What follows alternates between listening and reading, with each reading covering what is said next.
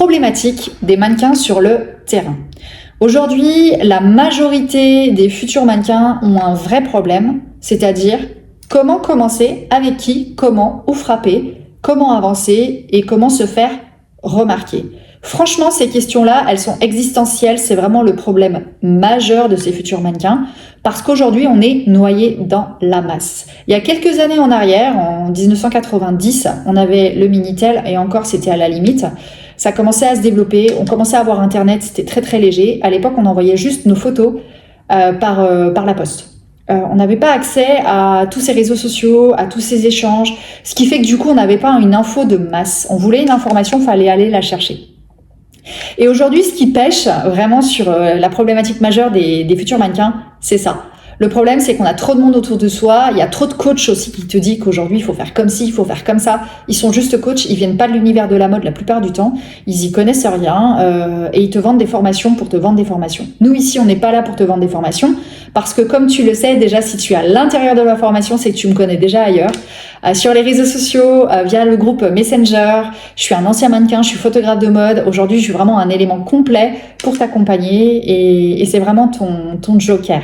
C'est très important aujourd'hui de pouvoir bien t'orienter correctement pour pouvoir réussir dans ton futur métier. Alors vraiment accroche-toi et donne tout. Aujourd'hui, la problématique majeure des mannequins, comme tu l'as compris, c'est qu'il y a trop d'informations. Donc aujourd'hui, je vais pouvoir t'accompagner sur plusieurs choses.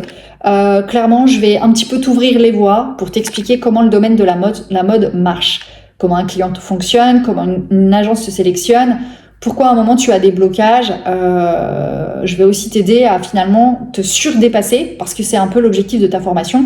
On voit toujours tout de négatif parce qu'on n'y arrive pas. Donc on est à des blocages. En fait, finalement, si tu suis les processus et que tu fais une stratégie efficace, tu vas vite te rendre compte que tu vas finir par réussir. Donc tes problématiques majeures, elles vont s'envoler, mais souvent la vraie problématique que tu vas rencontrer, c'est ce qui se passe à l'intérieur de toi.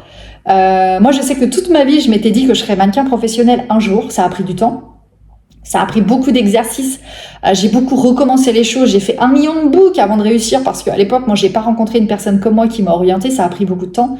Et à chaque fois, on me disait non. Et un jour, on m'a dit oui. Et ma carrière a décollé. Et pourtant, c'est assez incroyable parce qu'à chaque fois, on me disait non, non, non, non, non, non, non. Et non, Laetitia, ça ne marchera pas. Voilà ce qu'on m'a répété pendant des milliers de jours et de mois. Et vraiment, j'en ai pleuré parce que je me suis dit que j'y arriverais pas. Et finalement, ça a fini par arriver. Parce que ça prend du temps, ça prend de l'énergie. Renforce-moi ce mental, parce que si vraiment à un moment donné, tu te dis que tu y arriveras pas, crois-moi, tu y arriveras vraiment pas.